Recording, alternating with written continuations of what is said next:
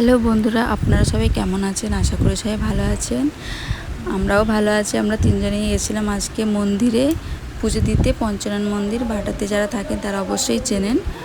তো বাইরে এত গরম, মন্দিরে পুজো দেওয়ার পর অনেকক্ষণ আমরা মন্দিরেই বসেছিলাম। শান্তি লাগছিল বসে থাকতে।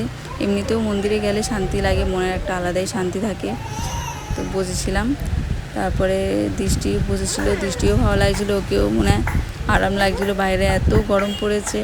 তো ঠাকুরমশাই হাততালি দিচ্ছে, ঠাকুরমশাইকে দেখছে। আমি এই পুজো করে ধূপকাঠিটা জ্বালিয়ে এলাম, আর বাকি ধূপকাঠিটা পেছনে একটা আছে, মন্দির আছে, ওখানে জ্বালাতে যাচ্ছি। আর সামনে একটা ছোট্ট পুকুর আছে, ওটা দেখে দৃষ্টি জলে নামার জন্য ছটপট ছটপট করছে। আমি যখন ওকে স্নান করাতে নিয়ে যাই, গামলিতে জল নিয়ে আসি, তখন ও জলে নামার জন্য ছটপট করে।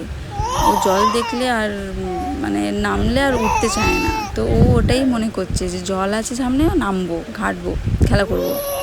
তো যেহেতু নিয়ে যাচ্ছি না বলে রেগে যাচ্ছে। তো যাই হোক, আপনাদের কেমন লাগলো আমাকে কমেন্টে জানান। আর আমাদের তো খুবই ভালো লেগেছে আজকের দিনটা। মন্দিরে গিয়ে শান্তি লাগছিলো, ভালো লাগছিলো। আপনাদের যদি ভিডিওটা ভালো লাগে, লাইক, কমেন্ট, শেয়ার, সাবস্ক্রাইব করে দিন। Thank you.